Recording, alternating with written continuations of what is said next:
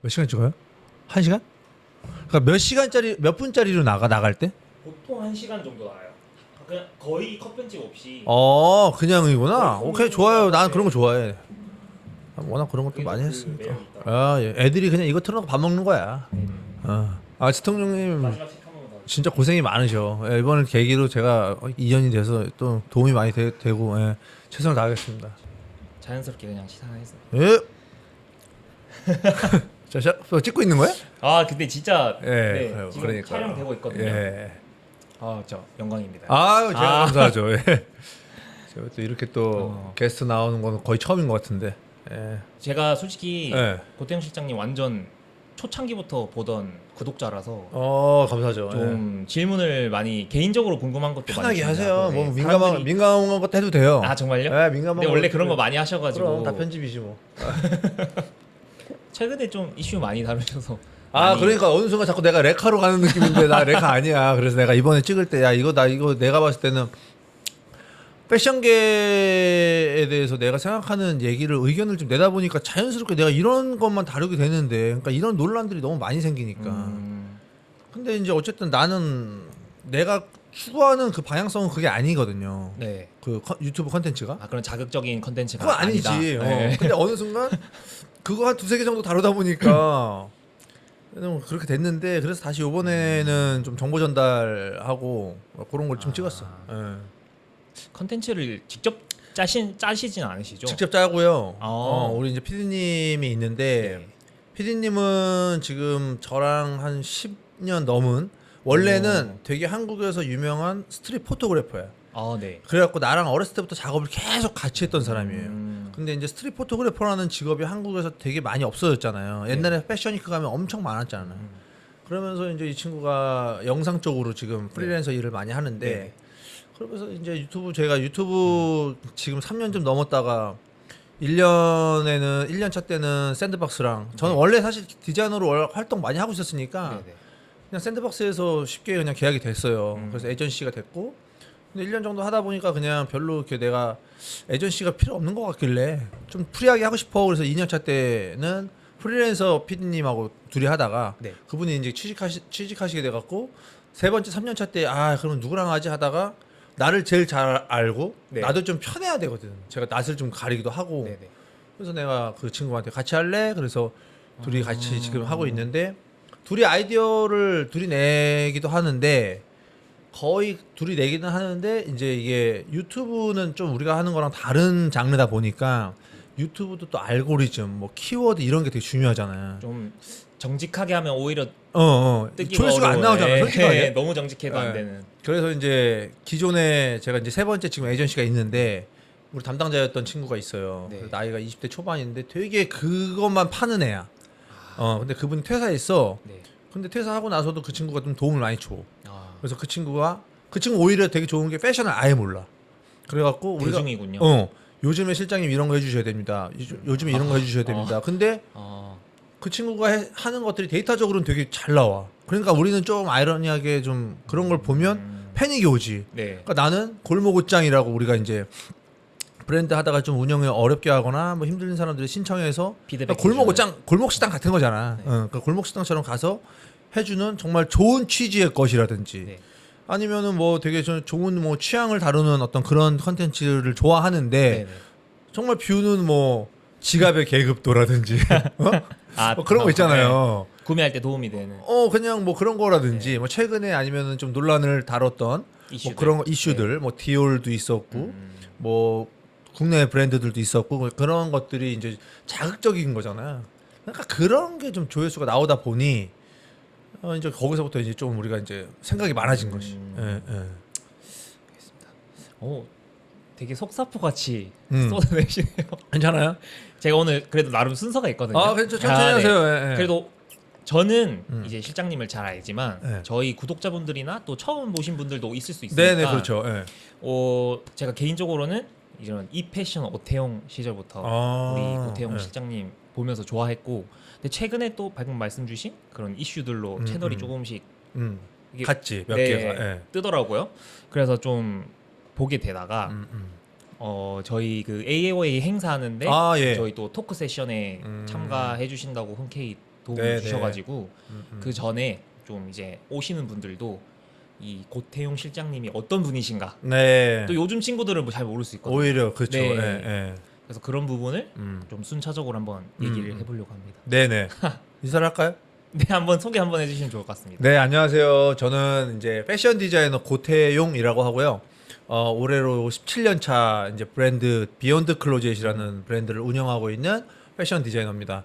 이 27살 때 서울 패션위크 최연소 디자이너로 데뷔를 했는데 어느 순간 시간이 되게 많이 흘러서 이제 치통령님 말씀하신 것처럼 요즘에는 이제 잘 모르는 친구들도 있고, 뭐 누군가한테는 예전에 인기가 많았던 브랜드를 하고 있잖아, 약간 이런 이제 디자이너로 알고 있는 분들도 분명히 계시는데, 뭐 여전히 옷을 만들 때 가장 가슴이 뛰고, 뭐 여전히 옷을 만들 때 가장 설레고, 여전히 또 예쁜 옷을 만들고 싶어하는 그런 디자이너입니다. 예. 그 유튜브 보면 딱 그런 열정이 보이시는 것 같아요. 아, 옷 예. 컬렉션 준비하는 거라든지 네. 그런 거 맞아요. 많이 보셨으면 좋겠어요. 저는 되게 재밌었거든요. 예. 진짜 라이브함이 야생적인 게 담겨 있어서 그렇죠. 그게 좋은데 조회수가 안 나와요. 그런 거는 그런 거 안 나와. 그런 거 나중에 예. 결국 알게 되더라고요. 그쵸. 그런 게 쌓여서. 예, 예. 그래도 진짜 없는 컨텐츠니까 패션계에서는. 그래서 뭐 얼마 전에 그 라이브를 가끔 이제 요새 키는데 네. 그때 얘기했던 게, 그러니까 저는 치통령님도 사실 유튜브 때문에 알게 된 분이잖아요. 네네. 근데 어쨌든 지금 패션 씬에서 유튜브를 하는 패션 크리에이터들이 많잖아. 네네. 근데 그 중에서 뭐 누가 제일 뭐 전문성이 많냐, 뭐 누가 제일 뭐 정말 전문가냐, 막 이런 거에 대해서 사람들이 좀 궁금해하더라고요.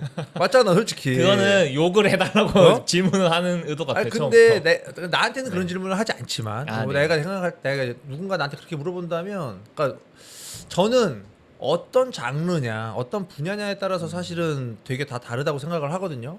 그러니까 치통령님이 분명히 저보다 훨씬 더 경력은 제가 훨씬 많겠지만 패션이 네네네. 저보다 훨씬 더 전문적인 분야가 있을 거고, 그래서 제가 했던 거는 뭐냐면, 나는 정말 패션 그 씬에서 네. 뭐 진짜 우영미 선생님이나 욱준 선배, 정욱준 선배가 유튜브를 하지 않는다면, 그렇다면 내가 제일 그냥 그쪽 분야에서는 제일 많이 얘기를 해줄 수 있는 사람인 것 같은데, 컬렉션이나 뭐 디자이너로서 영감을 받아서 뭐 옷으로 만드는 네. 과정이나, 워낙 어렸을 때부터 그런 작업들을 많이 했고, 또 헤이 컬렉션이나 이런 것들을 워낙 많이 갔었고, 그러니까 패션 씬이나 약간 그런 거 있잖아요. 그러니까 그런 것들에 대한 얘기를 좀 해주는 걸 좋아하는 디자이너이기 때문에 사실 그런 게 좀 강점이라고 봐요.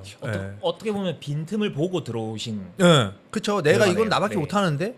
근데 솔직히 저는 그런 건 못해요. 뭐 추천, 예, 이런 거 아이템 있잖아. 추천. 뭐 아이템 추천, 뭐 가성비 아이템, 저 그런 걸 못해요. 왜냐하면 저는 그런 걸 잘 몰라요. 오히려. 예. 근데 오히려 그런 것들을 잘하시는 분들도 있고. 아 그렇죠. 분야가 다 다른 것 같습니다. 나는 최근에 어쨌든 우재 있잖아, 주우재. 우재가 100만이 넘었다 그러더라고, 우리 거에서 누가 나한테. 근데 우재는 제가 디자이너 시절에 어쨌든 제 모델이었잖아. 네네네. 근데 나는 우재랑, 그 사람들이 나한테 우재랑 합방을 해서 우재랑 옷 얘기를 좀 하면 우리 컨텐츠가 떡상할 것 같아, 우리 그 구독자가. 네. 근데 내가 우재랑 무슨 옷 얘기를 하는 거야? 내가 속으로 그런 생각을 한 거지. 그러니까 우재가 물론 지금은 되게 전문가가 됐을 거야. 걔도 100만이라는 구독자를 만들어지기까지의 컨텐츠를 만들면서 네네. 되게 많은 지식이 쌓여서 물론 할 얘기가 되게 많겠지만, 그냥 농담처럼 우재랑 나랑 뭐 내가 무슨 할 얘기가 있을까, 약간 그런 대답을 해줬지. 그러니까 그런 것처럼, 그러니까 17년이라는 시간을 저는 되게 그냥 헛되지 않게 보냈다라고 스스로 자부를 할 수 있기 네. 때문에 그냥 조금 이 컨텐츠를 보시는 분들한테 조금의 도움이나 됐으면 좋겠고, 항상 저는 전제를 해요. 내가 정답이 아니고 또 나와 다른 게 틀린 건 아니다라는 전제 하에 컨텐츠를 짜죠. 그러면은 개인적인 질문이지만 실장님 어린 나이셨을 때는 그런 지금이랑 어떻게 보면 마인드가 같으셨나요? 아니면 좀 날카로우셨나요? 그때 되게 예민했죠. 아, 그래요? 되게 예민했고, 그때 유튜브가 있었으면 솔직히 내가 비욘드 클로젯이 진짜 대중들한테 전성기였을 때 유튜브를 만들었으면 100만 그냥 갔지. 진짜로. 네네. 왜냐면 그때는 사실은 이 디자이너가 가진 힘도 있고 브랜드가 가진 힘도 네. 있지만, 그때는 사실 우리는 모델까지 다 들어와서 팬덤이 있었잖아. 그때 뭐 그때 87mm 그 원중 김원중부터 해갖고 딱 그 한국의 그 씬들이 다 우리 걸로 거의 막 활동을 하던 애들이었기 네네. 때문에 단합이 되게 잘 되고 그때 거기서 데뷔하면 스타가 된다는. 진짜 우리 걸로 사실 속설이 데뷔해서 있었지 않나요? 많이 됐죠. 뭐 지금 사실은 뭐 너무 사람들이 많이 좋아하는 뭐 변우석이나 네. 뭐 장기용 뭐 이런 애들 있잖아. 그런 분들도 뭐 남주혁 이런 애들은 다 사실 비욘드 클로젯에서 시작을 했죠. 근데 이제 어쨌든 그때 했으면 100만 갔지. 그냥 갔지. 근데 이제 사실 어떻게 보면 그때는 아니었고, 그리고 지금 오히려 하길 잘한 게 그때 갔으면 되게 적이 많았을 것 같아. 예. 그러니까 그 당시에는 어쨌든 내가 만드는 게 정답이고 내가 하는 게 다 제일 최고고 네네네. 막 이런 마인드로만 컬렉션을 하고 브랜드를 운영했었는데 되게 겸손해지잖아요. 사실 이제 브랜드를 오래 운영하다 보니까 네. 내가 경험하고 싶은 것도 있지만 경험하고 싶지 않은 걸 경험하게 되는 순간도 생기게 되고 네. 또 예전 같지 않은 브랜드의 포지셔닝을 경험하다 보니까 아 영원한 건 없구나 그러면서 이제 되게 겸손한 자세로 패션을 대하게 되면서 오히려 지금 유튜브를 들어간 게 조금 더 잘 한 것 같다 이런 생각해요. 네네. 예. 고태용 실장님의 음. 디자이너로서의 삶의 시작, 네. 연역이라고 해야 될까요? 히스토리를 한번 찾아봤는데 네. 2008년에 비욘드 클로젯이라는 브랜드를 런칭하고 네. 서울 패션위크에 이제 신진 디자이너로 음. 데뷔를 하십니다. 그리고 13년도에 뉴욕 패션위크, 네. 14년도에 네. 이태리 최대 네. 패션 박람회, 네. 삐띠 갔었지. 삐띠 호모. 네. 그 밖에도 뭐 파리, 파리, 뭐 상하이 이런 데 많이 네. 네. 돌아 이렇게 돌아다녔지 뭐. 네, 네. 네. 네. 컬렉션을 진행하시는 되게 대단하신 분인데 처음부터 그런 컬렉션을 시작하려고 브랜드를 시작하신 건가요? 네, 저는 디자이너라는 직업에 대해서 알게 된 게 사실 되게 늦은 나이였거든요. 네. 제가 이제 원래는 대학교를 패션 전공하지 않고 그냥 해병대를 갔다가 아. 군대를 전역하고 아버지가 되게 엄해요. 아버지가 해병대 출신이시고 네네. 대학교가 이제 그 당시에 수도권이 아니었는데 아버지가 수도권에 있는 학교를 편입을 해라. 뭐 했으면 좋겠어도 아니에요. 해라.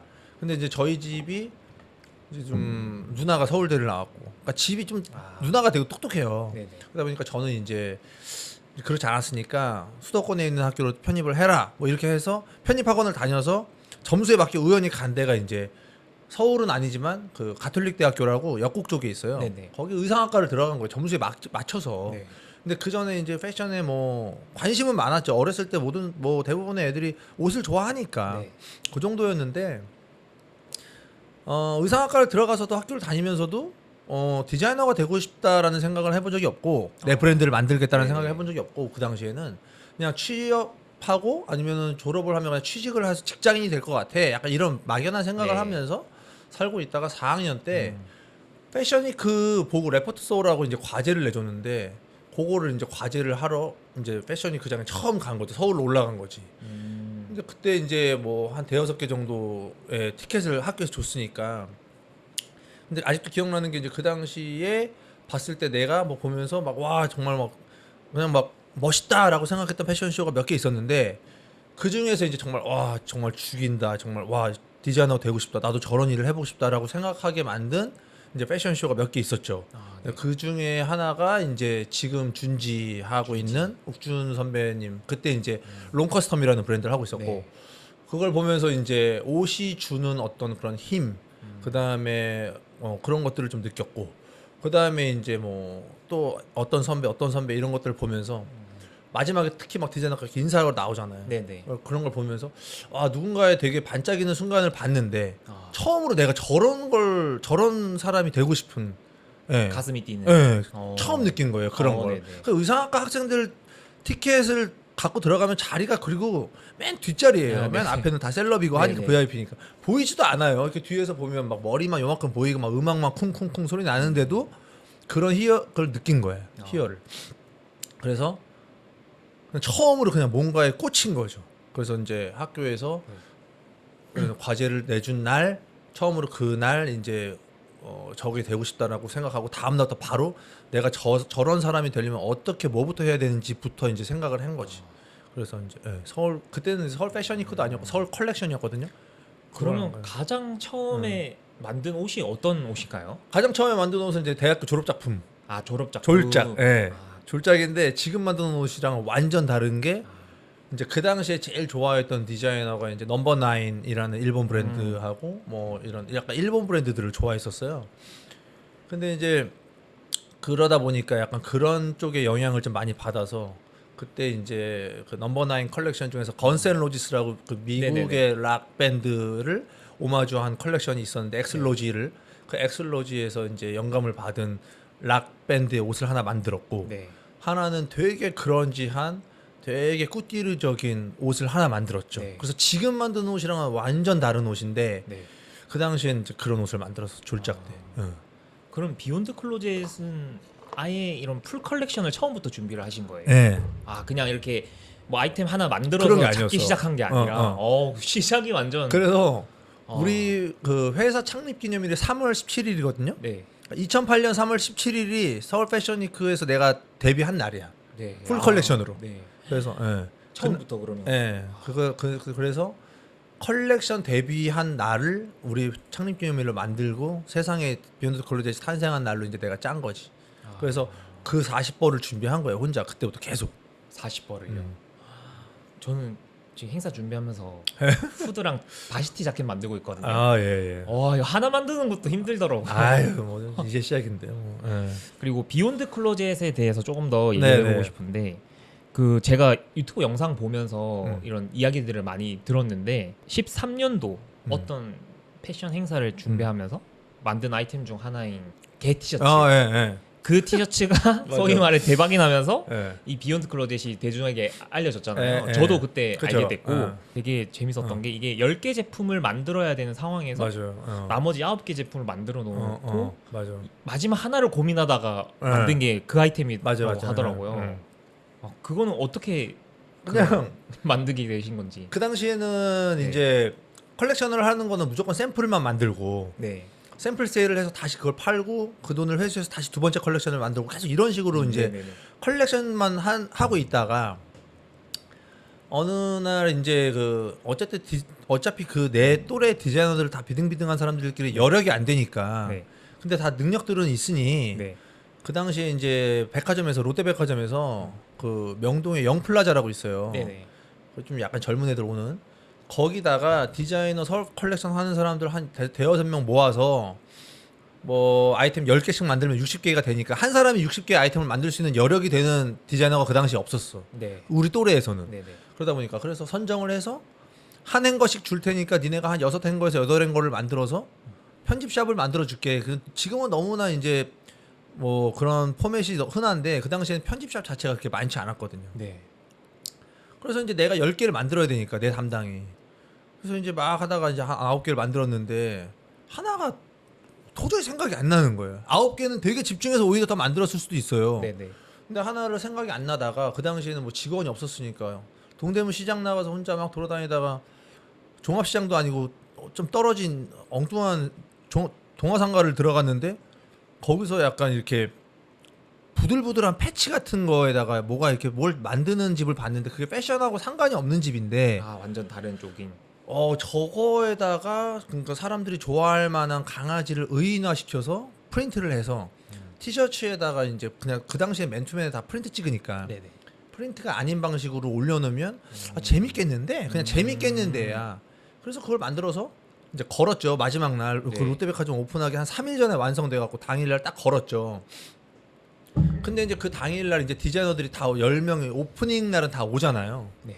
근데 디자이너들이 서로 각자의 행거에도 있지만 돌아다니면서 다른 사람들 옷 구경하면서 내 옷 그 행거에서 그 강아지 티셔츠 앞에 다 모여갖고 야 이건 대박 나겠다 막 이러는 거예요. 그 사람들이. 그래서 내가 뭔 소리야 아이 이러고서 그냥 나 흘려 넘었는데 네. 이제 그게 대박이 난 실제로. 거지. 근데 그게 막 갑자기 하루아침에 막 어마어마하게 나간 게 아니라 이제 좀 시간이 걸렸죠. 처음부터 막 몇백 장이 나간 게 아닌데 어떤 과정들이 있었던 것 같아. 막 바이럴되는 네. 것도 있었던 것 같고 셀럽이 특별히 입은 거에서 터지지 않았어. 그래요. 나중에 계속 터지다가는 셀럽들이 입으면서 계속 그게 플러스 알파로 터진 건데 초반에 터지는 상황에서 셀럽의 영향을 받은 건 아닌데 바이럴하고 카페 바이럴하고 약간 그쪽에서 좀 도움이 많이 됐던 것 같고 그러니까 입소문이 탔어. 카페 바이럴은 직접 아니, 바이럴 하신 게 우리가 한게 아니라 아니라 자기들끼리. 자연스럽게 바이럴이 된 거예요. 카페 자기들끼리. 그러니까 거의 근데 디자이매니아 같은 카페들 있잖아요. 네. 거기서 이제 남자 애들끼리 이제 후기를 남기는데 자기가 이 티셔츠를 입고 나갔는데 이게 여자애들이 너무 귀엽다고 여기가 부들부들 하니까 만지면 여기를 그렇게 쓰다듬더라는 거야. 이런 게 터지는 거야. 그럼. 그러니까 그 댓글로 막 그래요? 그럼 나도 사야겠다. 그럼 나도 만져줄래나? 이런 느낌. 그러니까 약간 그런 밈처럼 터진 거야. 그래요? 그리고 미국에서 이제 그때 패션위크 때 미국 기자들이 들어왔는데 바이어 네. 프레스 들어올 때 저희는 컬렉션 라인하고는 상관없는 옷인데 그 옷이 너무 인기가 많다라는 얘기를 듣고 걔네가 이제 롯데백화점 가서 본 거예요. 네. 보고서 이제 그때 막 틴보그하고 약간 그러니까 어쨌든 좀 영타겟으로 하는 매거진들에서 뭐라고 다뤘냐 하면 그 되게 미국적인 그 스웨트셔츠는 되게 미국적인 요소에 미국적인 전형적인 그 클래식 스웨트셔츠에 네. 뻔한 프린트가 아닌 되게 새로운 방식의 새로운 방식으로 크리에이티브란 단어를 많이 써주더라고. 크리에이티브하게 만든 패치를 붙여서 전혀 새로운 방식의 스웨트셔츠를 만들어냈다. 이런 것들이 되게 리뷰가 많이 되면서 세일즈가 되게 많이 됐었어. 그래서 그때 막 그 미국의 얼반 아웃피터스라고 네네. 되게 큰 그 유통하는 편집샵 같은 데서 막 몇천 장씩 오더하고 그랬었어. 정말요? 오. 외국에서도 반응이 좋았었나 보네요. 그건 미국에서 엄청 많았어. 미국에서 엄청 팔렸었어. 그래서 그 성적이 달린 성적이 달린 이제 강아지가 나온 거지. 강아지가. 아폴로. 그러니까 그게 나중에 나중에 더 좋아하셨겠는데. 나중 되니까 이제 그래도 저도 이제 매출이 나오니까 직원들이 있어야 될 거 아니에요. 네네. 어느 직원이 뭐라 그랬냐면 저 티셔츠가 그게 이제 미국 뒤에 성적이에 그때 아폴로 그 달 처음에 간 애가 이렇게 루이 암스트롱이 달 꽂는 거기서 영감 받아갖고 이렇게 우주복 입고 있거든. 네네네. 저게 택배가 하도 높이 쌓여갖고 저기 우주까지 날아가는 자기가 그런 상상을 해봤대. 우리 직원이. 그래서 그 디자인이 나온 거예요. 아니 그 티셔츠가 너무 많이 쌓이니까. 나오고 나서. 나오고 나서 저게 너무 계속 택배가 하루에 막 거의 1000개가 막 쌓이니까. 하루에요? 그 아이템만 그러니까 저기 실장님 우주까지 다 쌓이는 자기가 그런 생각을 해봤대. 너무 많이 남으니까. 그래서 샀어요. 실내점 판매 수량이 총 저희는 항상 몇 그 장? 뭐 얘기하지만 대한민국 최초의 단일 상품 밀리언셀러지 100만이지 그게. 100만 장. 100만 장을 팔았죠. 대충 계산해도 근데 어마어마한. 사람들이 얘기하는 게 100만 장이라고 하면 이제 다 뭐 계산을 때려 보잖아. 궁금하니까. 근데 단일 상품 100만 장이지만 그게 한국에서만 판 것도 아니고 어쨌든 저희가 미국에서 판매했고 그다음에 콜라보레이션을 사실 그 당시에 너무 많이 했기 때문에 콜라보레이션으로 팔린 상품까지 다 토탈해서 100만 장 정도 패치 티셔츠가 팔렸죠. 좀 어마어마하네요. 100만 많이 장. 팔렸죠. 그 당시에는 진짜. 꿈의 숫자다. 그렇죠. 요즘에는 100장 팔기도 사실 요즘에 단일 100장 팔기 아이템이- 우리도 100장 팔기 힘들 때가 많아요. 근데 요즘 보면 뭐 요즘에 그만큼 팔리는 티셔츠들 보면 뭐 있잖아요. 뭐 마르디 같은 이런 티셔츠들 뭐 그런 브랜드들도 어마어마하게 팔 것 같은데 오히려 더 팔지 않았을까 그런 생각을 해봤어요. 너무 많이 그 브랜드는 막 너무 많이 입으니까 진짜. 근데 사실 저는 뭐 저도 비욘드 클로젯이라는 브랜드를 그 티셔츠로 강아지 티셔츠로 알고 있었고 솔직히 그 브랜드가 제가 막 저도 막 스트릿 쪽 좋아하니까 어떻게 보면 프레피 룩이다 보니 네네. 저랑은 거리가 그렇죠. 멀다고 예, 생각했어요. 근데 그러니까 최근이 아니라 고태용 실장님 유튜브를 보면서 이 비욘드 클로젯이라는 브랜드의 홈페이지에 다시 들어가 보니까 예. 이게 진짜 이 티셔츠 하나만 떴던 브랜드가 아니라 진짜 이 실장님 그 자체구나 스타일이 딱 그 생각이 들더라고요. 네네. 그러면 비욘드 클로젯은 진짜 실장님이 좋아하시는 입고 싶은 옷을 만드시는 네. 건가요? 저는 비욘드 클로젯이라는 브랜드 17년 운영하면서 거의 모든 거의 80% 90%를 디자인을 직접 해요. 지금도 하고 디자인 팀에서 하는 물론 개수도 있지만 제가 거의 많이 디자인을 하고 그러니까 좀 뭐 어쩔 수 없다고 생각해요. 그러니까 비욘드 클로젯이 워낙 그 티셔츠를 많이 팔았기 때문에 저희가 17년 동안 한 컬렉션이 하나도 기억이 안 나고 다 그 티셔츠로 브랜드를 기억을 해주잖아요. 그러니까 이게 어떻게 보면 장단점이야. 우리는 어쨌든 좀 그런 아무리 막 우리가 새로운 컬렉션, 막 새로운 컨셉을 얘기해도 니네는 개티야 이렇게 얘기하면 좀 근데 어쩔 수 없는 거라고 생각하고 우리가 풀어야 될 숙제라고 생각을 하는데. 저희가 정말 많은 옷을 팔았을 때 타겟이 10대 후반에서 20대 초반이었거든요. 근데 저는 한 번도 제가 옷을 디자인하면서 10대 후반하고 20대 초반을 염두에 두면서 디자인을 해본 적이 없어요. 저는 그 당시에 그 티셔츠를 다 급식들이 입는 옷이야라고 할 때도 저 옷을 저렇게 스타일링해서 입으라고 내가 만든 옷이 아니었거든. 그러니까 나는 어떤 느낌이었냐면 지금 너무 옛날 사람처럼 느껴질지 모르겠지만 그냥 그 동그란 패치가 있는 검정색의 스웨트 강아지 티셔츠를 그냥 카니 웨스트가 그냥 레이어링해서 입었다고 생각해보는 거지. 되게 볼드한 주얼리랑 네네. 약간 이런 식으로 항상 상상하면서 옷을 만들었거든. 근데 옷을 어떤 옷이냐도 중요하지만 어떻게 입느냐가 되게 중요하기 때문에 그래서 저는 지금 홈페이지에 들어가면 지금 판매하는 옷들도 다 제가 어쨌든 충분히 제가 스타일링해서 입을 수 있는 옷들인데 대부분의 소비자들이 트통령님하고 똑같은 말을 해요. 비욘드 클로젯이라는 브랜드가 나는 이런 브랜드인지 몰랐는데 네. 뭐 이런 얘기도 하고 실장님 브랜드는 실장님이 입었을 때가 제일 멋있어요. 막 이런 피드백도 많고 막 이러다 보니까 요즘에 사실 그런 것들에 대해서 좀 2차, 3차로 내가 어떻게 스타일링하고 어떻게 만들었는지를 보여주는 것도 되게 중요하구나 이런 생각들을 하죠.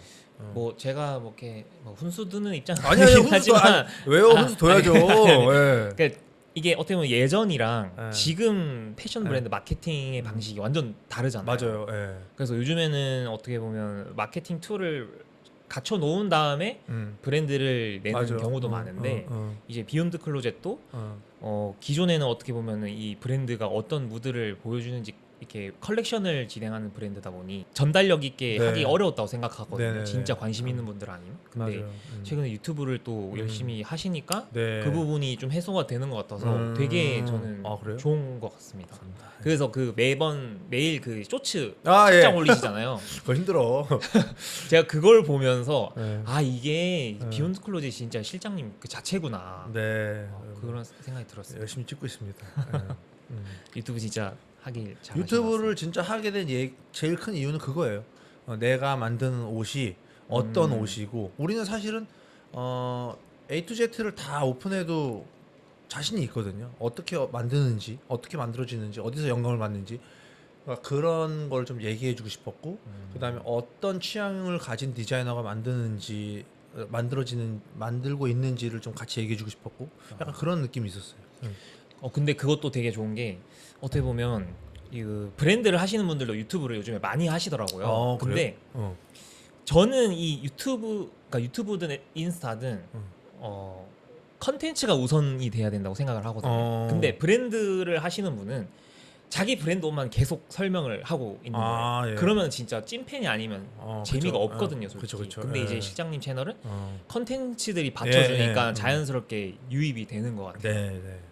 맞습니다. 훈수 한번. 훈수를 둬도 된다니까요. 예. 전 좋아요. 왜냐면 뭐 요즘에 세상이 많이 바뀌어서 유튜브 댓글이나 이런 걸 보면 뭐 나한테 훈수 두는 사람 많아서 다 겸손하게 듣고 있습니다. 다 좋은 말씀인 것 같아요. 그러면은 이제 비욘드 클로젯을 디자인하는 디자이너로서 이야기를 해봤다면 브랜드를 운영하는 대표로서 좀 궁금한 것도 많거든요. 네네. 대표 입장에서 과거와 현재 비욘드 클로젯 방향성의 차이가 있으신지 궁금합니다. 과거는 네. 명확하게 그냥 나는 내가 최고다. 우리 브랜드가 짱이야. 약간 이런 생각이었어. 진짜 그리고 근데 되게 좀 지금 생각해 보면 되게 좀 어린 생각이었던 것 같은데. 예. 근데 당연히 뭐 팩이 그런 아닐까요? 팩이기도 네. 한데 좀 시야가 좀 좁았던 것 같기도 하고. 그래서 사실은 좀 브랜드의 어떻게 보면 포지셔닝이나 매출이 좀 떨어졌을 때 네. 오히려 좀 다행이라고 생각했어. 음.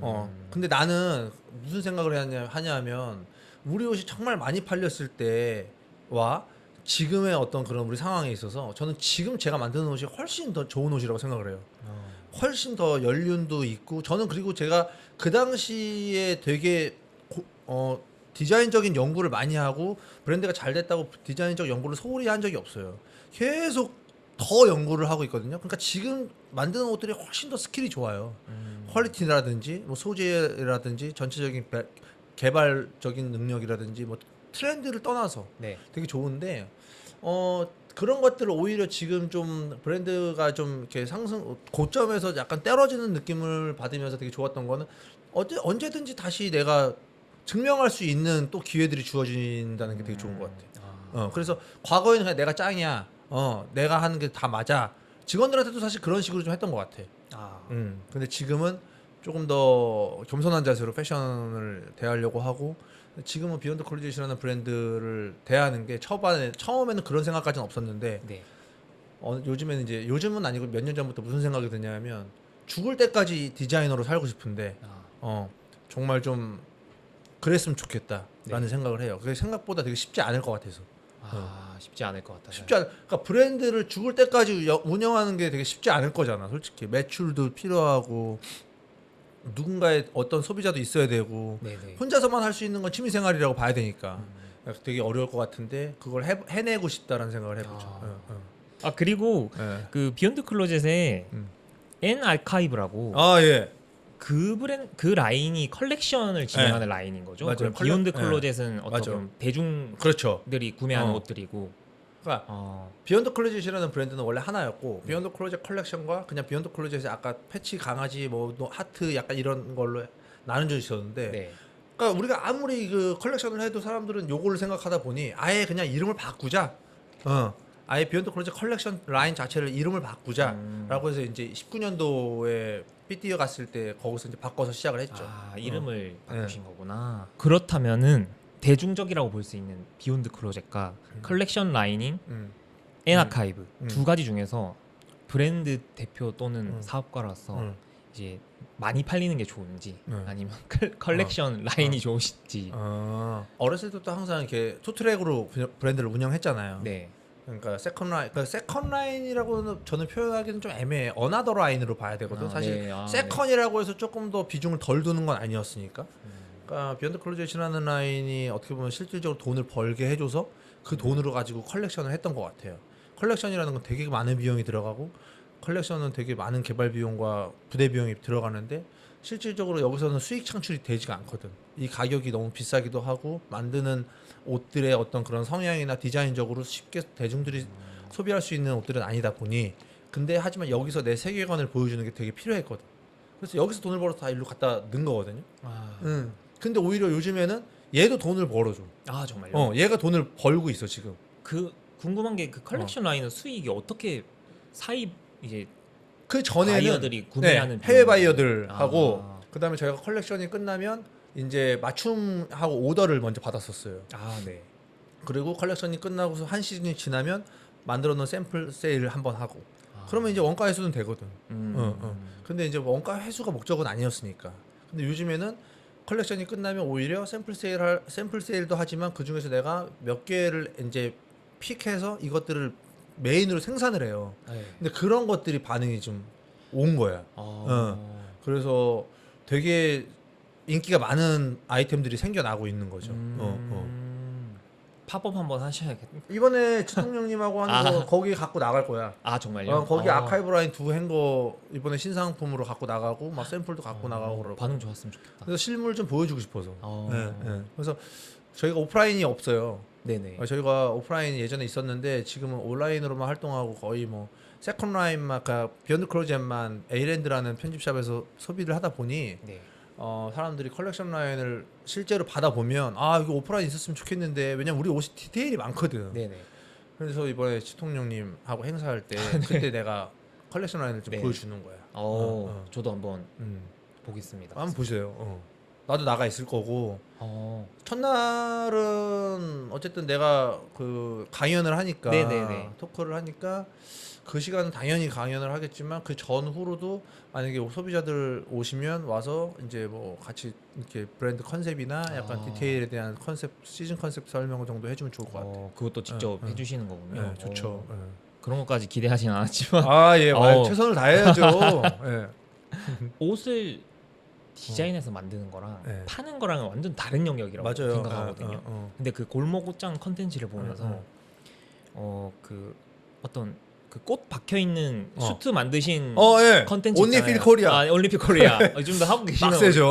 뭐 없어질 수도 있어요. 근데 그분이랑 얘기를 하시는데 그분은 이제 컬렉션 하나에 완전 몰빵을 하다 보니까 넥스트를 이제 생각을 못 하셔서 위기를 겪는 상황이었는데 그때 실장님은 이제 첫 번째 컬렉션을 하면서 넥스트를 생각했다고 하시더라고요. 그거는 어떻게 뭐 배우신 건지 배운 건 아니야.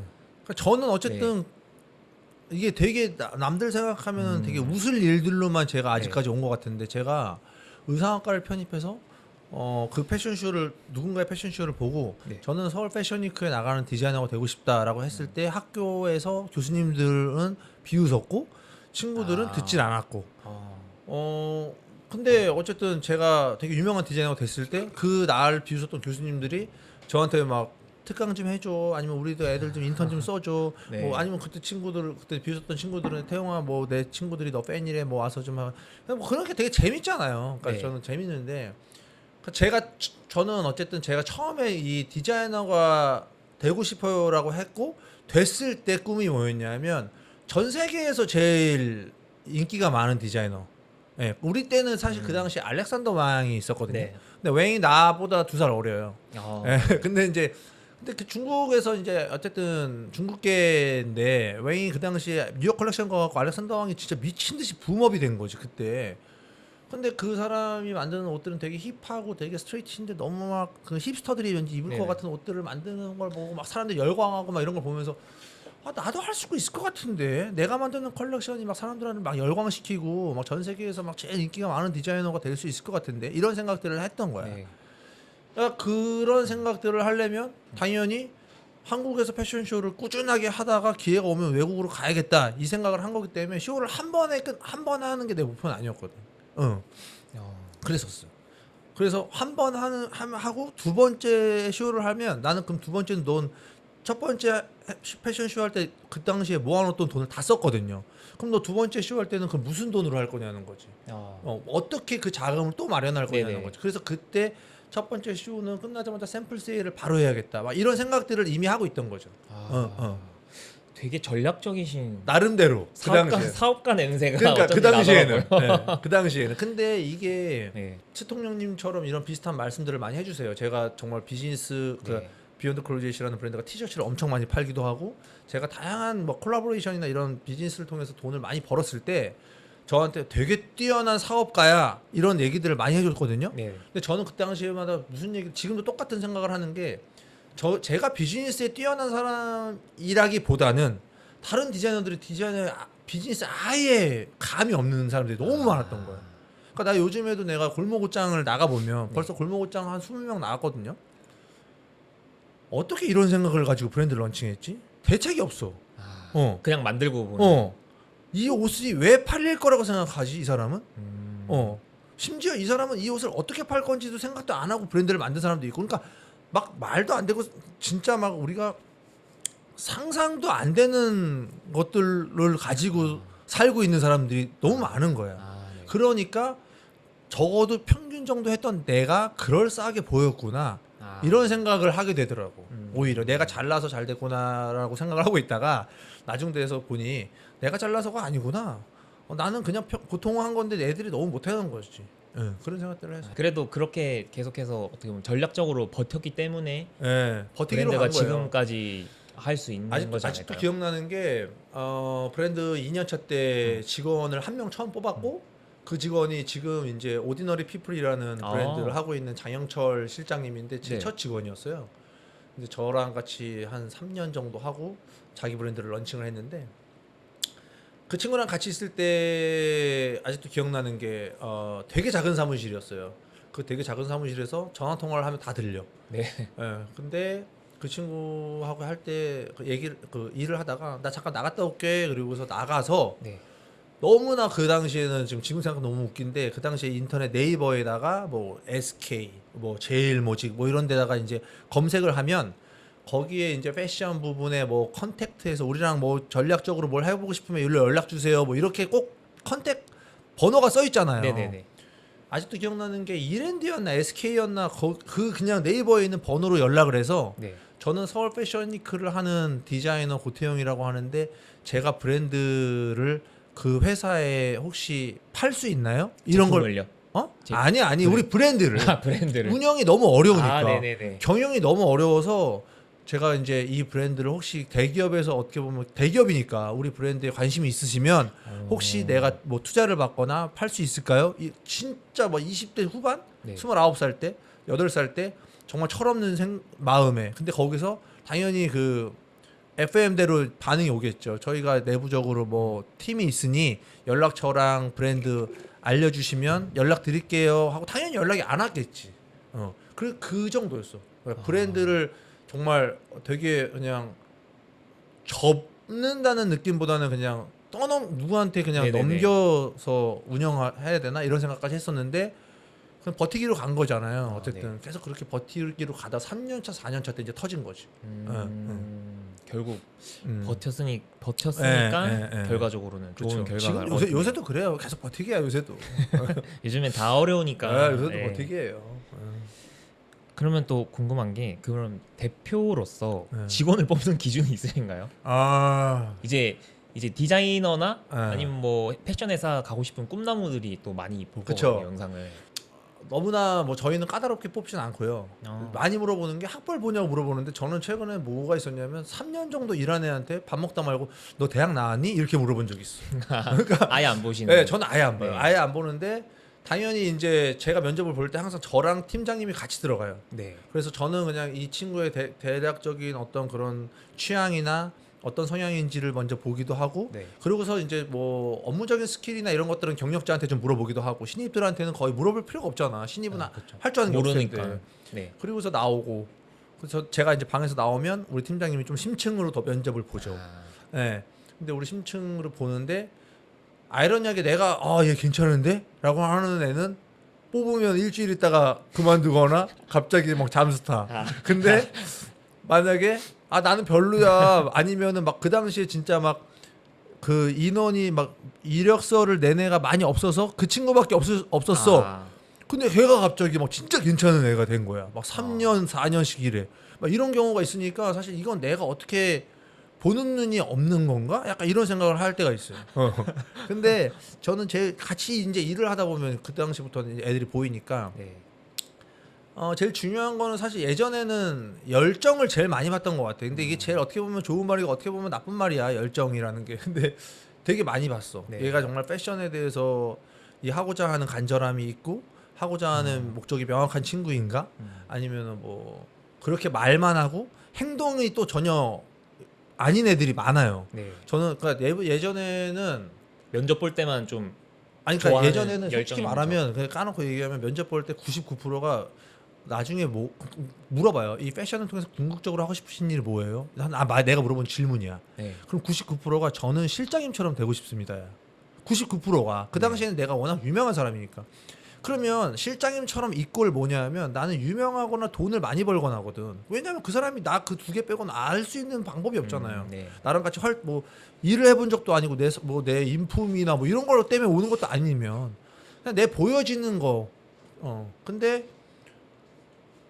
그러면 유명하거나 돈을 많이 벌려면 어떻게 해야 되는데 그러면 네 삶을 거의 나는 포기해가면서까지 패션에다가 투자를 해야 된다고 생각을 하거든요. 네. 진짜 난 아침에 눈 떠서 자기 전까지도 다 패션의 삶을 살았고 그러면은 근데 자기들 하고 싶은 거 다 하고 놀고 싶은 거 다 놀고 자기 개발 하나도 없이 돈을 많이 벌고 유명해지고 싶다는 거는 사기가 아니냐는 거지. 네가 세상에 얻고 싶은 게 있으면 너도 뭘 하나 내놔야 되는데 그쵸. 내놓고 싶은 거는 없고 내놓을 생각은 없고 내놓자 하니까 뭐 없는데 나 그런 생각들을 많이 했었는데 요즘에는 사실은 그냥 그렇게까지는 안 보고 그냥 좀 같이 좀 잘하고 요즘에는 오히려 내가 좀 배울 수 있는 친구들을 뽑고 싶어요. 예, 시대가 많이 변했고 네네.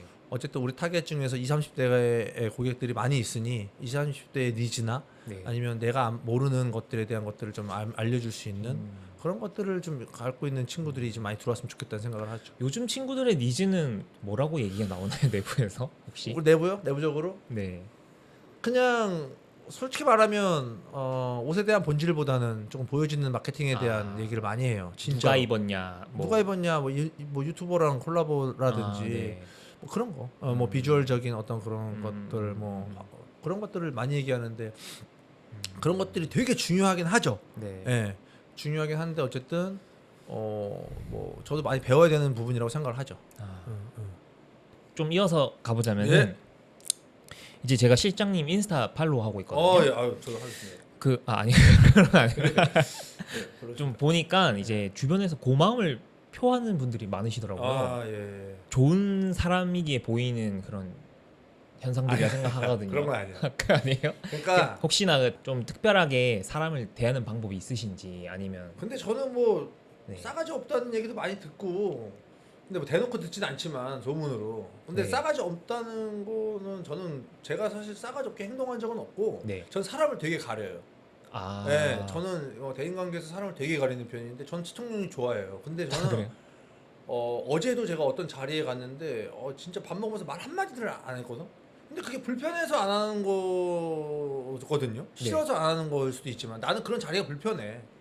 그분이 혹시 보시면 그러니까 오해할 수 있는 거지. 근데 내가 그래서 오해를 좀 많이 받았었는데 아 네, 그렇게 오히려- 말 없이 예, 있다 말 없이 보니까 있다가 저는 네. 사실 그리고 이거는 진짜 이거 채널 보시는 분들이 안 믿겠지만 저는 사람을 너무 많이 가려서 제가 지금 선글라스를 끼잖아요. 네. 저 사람 못 봐요 눈을. 아 저 사람 눈을 못 봐서 선글라스를 쓰기 시작하다가 이게 너무 익숙해지니까 쓰고 있는 건데 이게 네. 왜 그랬냐면 최연소 디자이너로 데뷔를 했는데 인터뷰나 뭐 어떤 행사나 자리 이런 데 너무 많이 갈 거 아니에요. 네. 그런데 가면 그 당시에 이제 안경도 안 썼어. 저 시력 좋아요. 1.0, 1.3 막 이래요. 네. 근데 이제 너무 낯을 가리니까 사람 말할 때마다 눈을 못 쳐다보겠는 거야. 어렸을 때부터. 아 네. 근데 선생님들이 야, 저 새끼는 이렇게 싸가지가 없어. 음. 뭐 약간 이렇게 얘기하고 아니면 기자들이 야, 인터뷰하는데 사람이 얼굴을 안 보고 이렇게 하는 얘기를 너무 많이 들은 거야. 아 네. 그러다 보니까 내가 어느 순간 그냥 우연히 이걸 쓰게 됐는데 이거 쓰니까 그냥 봐도 되겠더라고. 네. 그래서 쓴 게 된 거예요. 되게 낯을 많이 그래서 선글라스를 자주 네, 쓰시는군요. 거의 써요. 아. 그러기도 하고 어쨌든 뭐 질문이 뭐예요? 질문이 뭐야? 좀 그 사람들이 왜 좋아하냐고? 사람들이 왜 좋아하는 걸 보면 뭔가 이렇게 사람을 이렇게 아니 근데 인맥 관리라든지 인맥 관리 없어. 친구 없어요. 근데 그건 있어. 뭐 좀 사람들이 오해할 수 있겠지만 저는 패션 씬에 처음 데뷔했을 때 그 당시에 패션 씬이 되게 보수적이었어요. 2000년대 초반에 네네. 서울이 특히 컬렉션을 하려면 누구의 아들 딸이야? 부모님이 패션 디자이너냐? 이거야. 너 이세니? 이거고. 너 집이 강남 어디야? 뭐 서울 뭐 집이 되게 부잣집 아들이냐? 네. 아니면 학교 외국에서 어디 나왔니? 이거였어. 질문이 그냥 딱 그 세 개야. 네. 근데 세 개랑 하나도 부합이 안 되거든요. 저희 부모님은 솔직하게 말하면 그냥 되게 평범하신 분이고 네.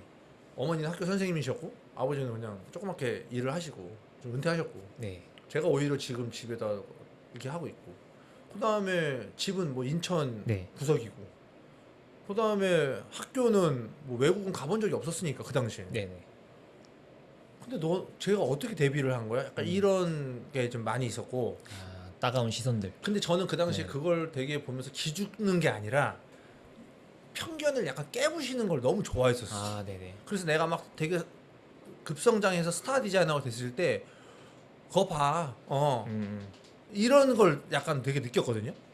근데 사람들이 그런 걸 되게 열광했었어. 왜냐하면 패션의 꿈을 꾼 사람들이 대부분의 사람들은 나랑 비슷한 환경일 거거든. 네. 집에서 돈을 백업 해줄 수 있는 사람이 아니고 네. 난 학교를 유학 갔다 오지도 않았고 우리 부모님은 평범한 사람이야. 대부분이 다 그럴 거 아니야. 근데 그러면 서울 패션쇼란 유명한 디자이너 브랜드를 런칭하려면 집에서 돈을 엄청 많이 써줘야 되는데 막 이런 소문들이 자꾸 있을 거 아니야. 네네네. 유학을 갔다 와야 되는데. 근데 갑자기 내가 그걸 증명을 했잖아. 아무것도 없는 애가. 그러니까 날 그때부터 애들이 너무 좋아한 거예요. 그리고 제가 그 당시에 이제 책을 썼어요. 이제 그게 어떻게 보면 자서전 아닌 자서전인데 네. 자기계발서였어. 그래서 책 제목이 세상은 나를 꺾을 수 없다였거든요. 그게 베스트셀러까지 가갖고 저 강남 교보문고에서 막 팬사인회하고 그랬었어요. 근데 어쨌든 그 책을 보면서 사람들이 되게 꿈을 많이 가진 거야. 그래서 그때부터 나를 되게 어떻게 보면 사실 뭐 그런 얘기를 들으면 되게 나도 죄송스럽고 송구하지만 존경한다라는 얘기를 그때부터 되게 많이 한 거야 사람들이. 실장님 너무 존경합니다. 실장님 때문에 제가 꿈을 가졌습니다. 실장님 책을 읽고 제가 도전하게 됐습니다. 저도 늦은 나이에 실장님을 보면서 할 수 있게 됐습니다. 이런 거. 그런 사람들이 되게 많아요. 제 인스타 보면 뭐 제가 어렸을 때 뭐 패션 디자이너가 꿈이었는데 뭐 주변 환경이 안 좋아서 접었었는데 네. 실장님 책을 읽고 제가 도전해서 지금은 저도 작게 브랜드를 운영하고 있습니다. 약간 이런 거지. 그런 게 되게 많았었어. 그러면은 이제 그런 영향들을 뭐 알게 모르게 주셨기 때문에 그쵸, 좀 와서 좀 많이 배웠다 이렇게 하시는 분들이 많으신 거군요. 그리고 강의도 많이 하고 제가 강의도 많이 하고 하여튼 뭐 대학교 패션 스쿨이나 이런 데 가서도 그렇고 많이 하다 보니까 네.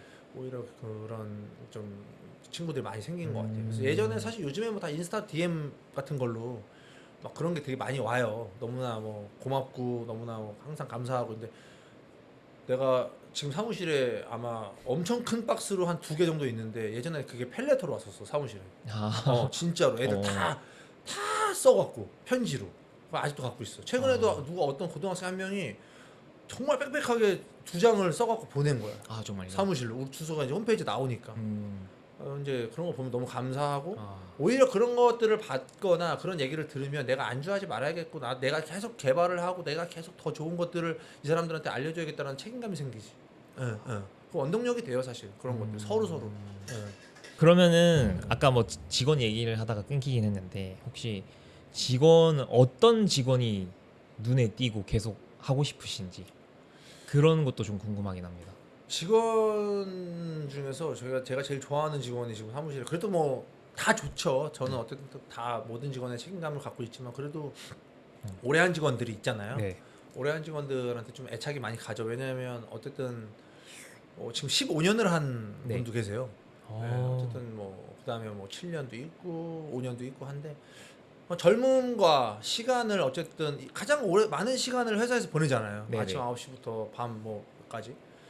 그렇게 보낸 시간에 대한 거에 대한 보상을 이 친구가 꼭 받았으면 좋겠는데 네. 그거는 뭐 당연히 금전적인 보상도 될 수 있지만 여기서 분명히 본인이 금전적인 거 이상으로 얻어가는 것도 있어야 되니 난 이 친구들을 계속 이 친구들이 경험할 수 없는 것들을 경험하게끔 해줘야 되는 책임감이 있었지. 그래서 네. 예전에는 정말 빡세게 일을 하더라도 진짜 뭐 크리스마스 막 뭐 1월 1일 뭐 30일 다 일을 해야 돼. 그래 놓고 1월 달에 파리 컬렉션이나 뭐 이태리 삐띠 같은 데 가면 정말 우리가 경험해 볼 수 없는 것들을 많이 경험하거든요. 사실 뭐 정말 잡지에서나 보던 사람들을 네네네. 거기서만 보고 정말 우리가 말도 안 되는 공간에서 우리 옷을 보여주는 이런 것들은 평생 가는 기억이거든.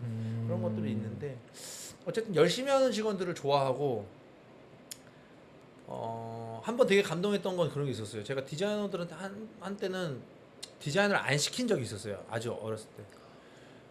내가 경험하는 취향이 컬렉션이 되는데 내가 소비하는 것과 경험하는 것에 대한 게 니네들하고 솔직히 월등히 차이가 많이 날 수밖에 없지 않겠냐.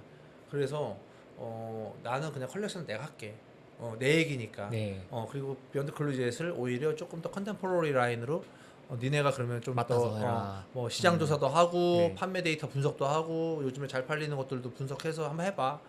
근데 이제 그 당시에 팀장 했던 친구가 어느 날 그냥 내 방 우리 그 당시에 내 방도 무서워서 애들이 들어오지도 않았었어. 근데 네. 들어오더니 정말 이만큼 나한테 실장님 제가 혹시 이번 실장님 쇼 컨셉 그때 말씀하시는 걸 엿듣고 회의 중에 우연히 듣고 자기가 좀 자료를 그래도 찾아봤는데 혹시 도움이 되셨으면 좋겠습니다. 그 준 거야. 근데 그때 내가 좀 머리를 띵 맞은 거지. 아 이런 친구한테는 디자인을 할 수 있는 기회를 좀 내가 줬어야 되는데 그래서 그때부터 디자이너들한테 좀 룸을 열어주기도 했고 네네. 그다음에 어쨌든 뭐 제가 디자이너인데 비즈니스를 하다 보니까 경험하고 싶지 않은 것들을 자꾸 경험을 하게 되잖아요. 사업체를 네. 운영하다 네네, 보니까. 그렇죠. 근데 이제 최근은 아니고 몇 년 전부터 우리 회사에 이제 지금 여기 같이 계시는 본부장님이 계세요. 네. 근데 본부장님이 계시는데 사실 본부장님은 저랑 고등학교 때부터 친구예요. 네. 네. 네. 근데 본부장님이 이제 원래 본인 사업체도 있고 본인이 하고 계시는 일도 있는데 어쨌든 일주일에 그래도 뭐 한두 번 정도 나와서 내가 하고 싶지 않은 일이라고 하기보다는 내가 좀 힘든 일, 껄끄러운. 돈 얘기, 아. 업체들하고 뭐 조율하는 얘기, 돈 얘기, 뭐 직원들한테 해줘야 되는 얘기 이런 것들을 본부장님이 좀 해주잖아요. 그러면 너무 도움이 되죠. 네. 사실은 아침에 오늘은 디자인 정말 열심히 해야지 하고서 딱 왔는데 업체에서 오늘 뭐 넣기로 했던 옷 우리 오늘 못 넣게 됐어요. 약간 이렇게 되면 그것 때문에 하루 종일 내가 또 거기 신경을 써야 되거든요. 네. 근데 이제 본부장님이나 이런 분들 계시니까 말씀드리면 본부장님이 이제 또 사실 회사에는 어느 정도 나이가 있는 어른이 한 명은 필요해.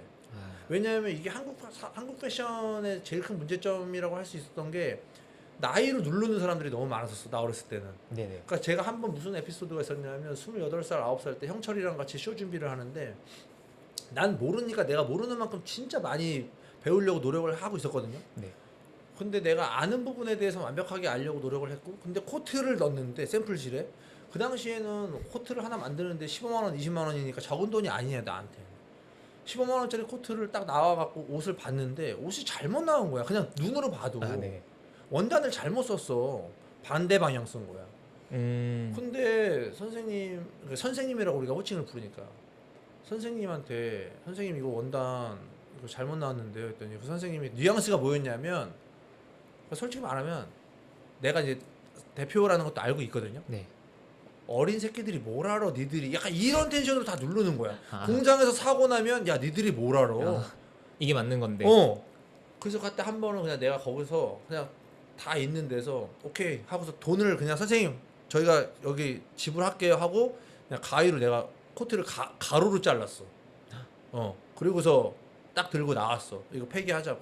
근데 선생님이 그걸 본 거야. 그러니까 그 선생님도 그 옷을 만들려면 하루 반나절 그 옷을 만들어야 돼요. 그러니까 자기가 하루 반나절 동안 고생해서 만든 옷이 가위로 잘라지는 거를 본 거잖아. 솔직히 말하면. 근데 나는 그거에 대한 계산을 지불했으니 네. 선생님이 이렇게 말씀하셨으니까 우리도 선생님에 대한 가치를 우리도 솔직히 말해서 높이 평가할 수 없다라는 거였거든. 근데 그 선생님이 그날 이후로 나를 엄청 좀 잘해줬어. 아 진짜요? 그리고서 아직도 우리 직원들이 그 선생님한테 옷을 만들어요. 그게 벌써 10년 넘었거든. 네. 내 밑에 있다가 새로 브랜드 런칭한 애들이 아직도 거기 가서 옷을 만들어. 브랜드 다 사장이 된 거야 걔네들도. 그다음 야 아직도 그 얘기를 해. 야 그때 니네 실장 그 고실장 그거 코트 자를 때 걔는 보통 아니라는 걸 자기가 알았어. 근데 어려서 사실 그때 받는 그런 것들이 너무 많았었어. 근데 지금도 우리 직원들이 공장을 핸들링하면 니들이 뭘 알아?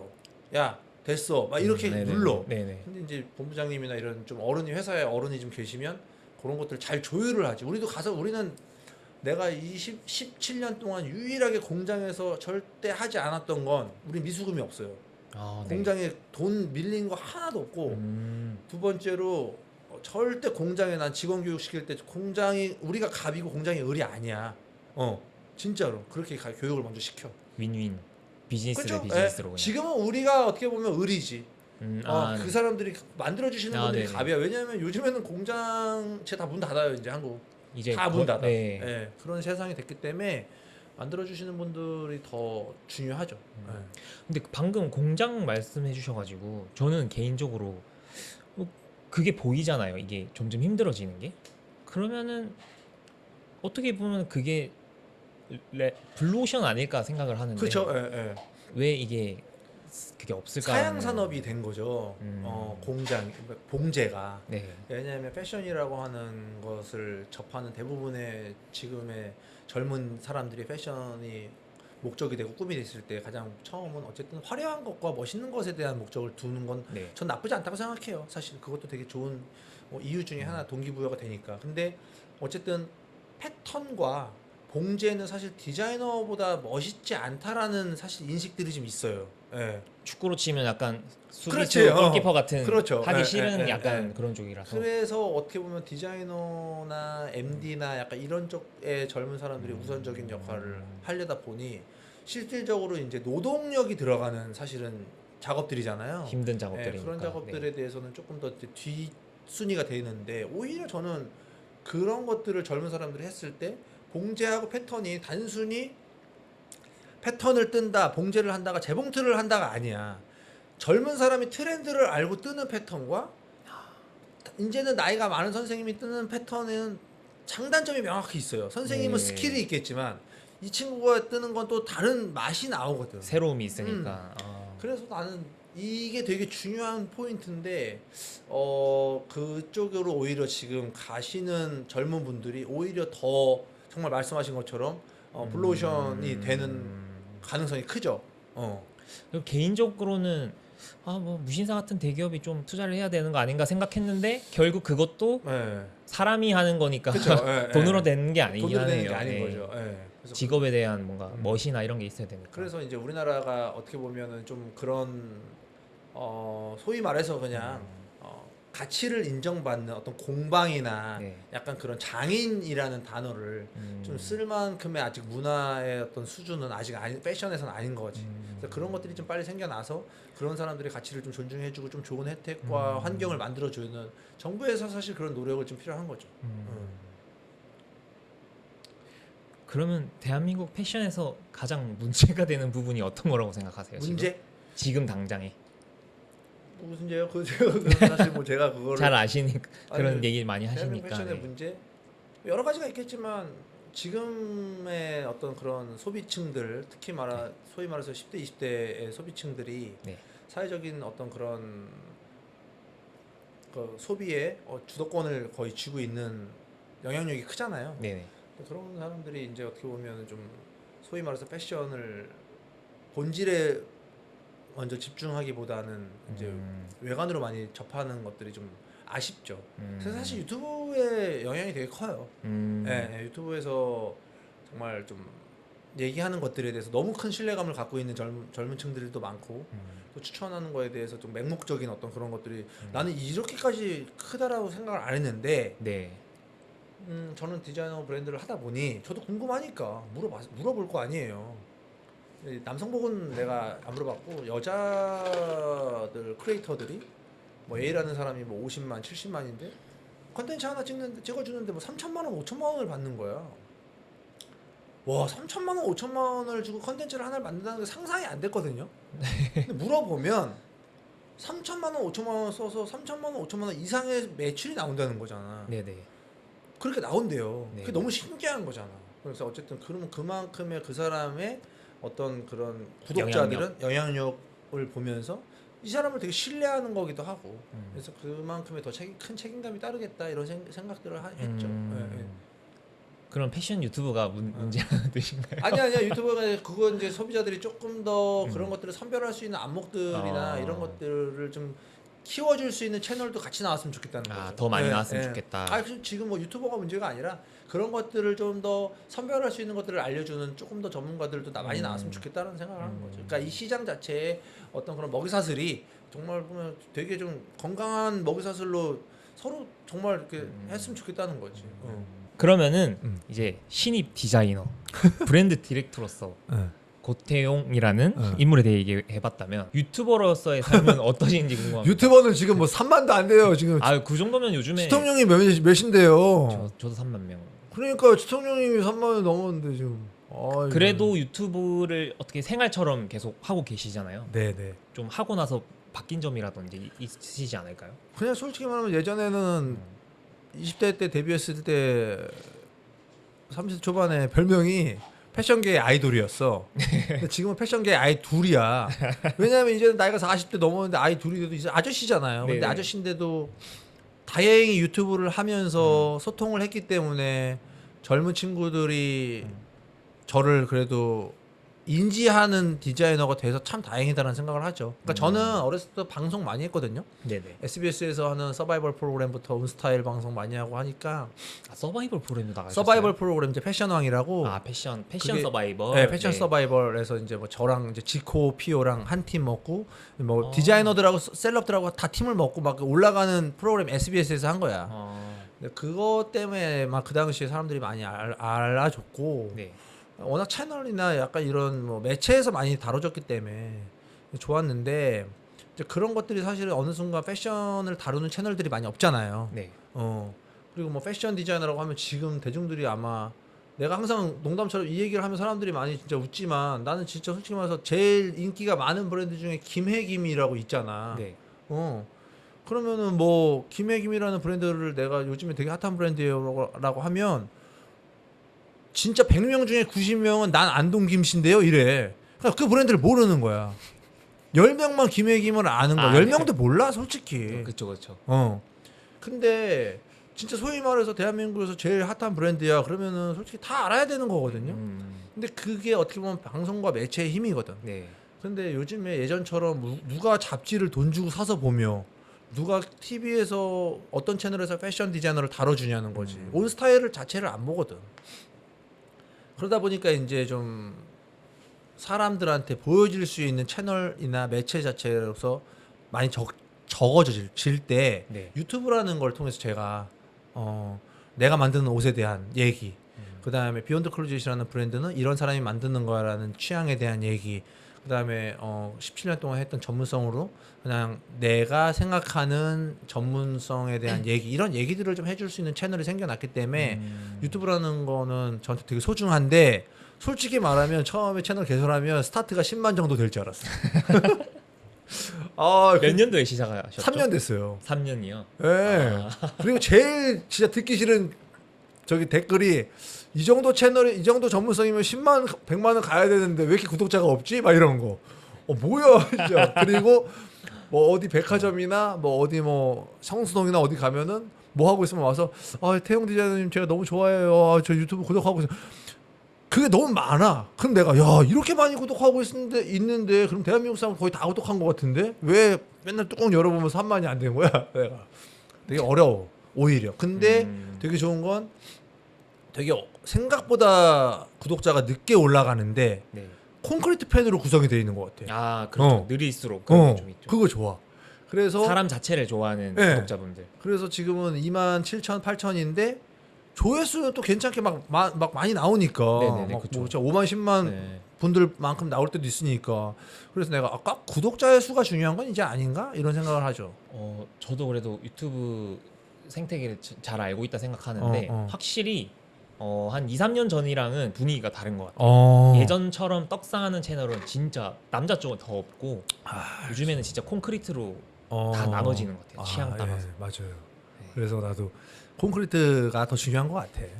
최근에 채널 조회수가 좀 많이 네. 오르시던데 이유가 없이 어떻게 그러니까 의도하지 않게 지금 노하우가 있으시다. 처음에 아까 가끔씩 올라가는 게 연예인들 패션 분석해줄 때 좀 올라가더라고요. 그러니까 지금 제 채널에서 제일 많은 건 동묘야. 동묘 60만인가 70만 뷰거든요. 동묘 와. 패션 디자이너가 동묘에 가면 생기는 일 뭐 이런 거예요. 근데 나 그거 찍을 때 재미 더럽게 없었거든. 야 더워 죽겠는데 이거 왜 찍냐? 빨리 하자. 그러면서 막상 할 땐 또 막 진심으로 해요. 근데 사람들이 생각보다 동묘에 관심이 많은 거야. 그게 대중인 것 같아요. 그러니까 완전 빈티지 좋아하시는 네. 분들은 그래서 좀 역시 내가 생각하는 패션과 대중하고는 정말 다르구나. 다르다. 난 항상 내가 틀린 거라고 이제 인정할 수 있는 마음이 생겼어. 그걸 보면서. 그 다음에 이제 뭐 유튜브를 하시고 또 예, 많이 열리셨네요. 진짜요. 예. 어.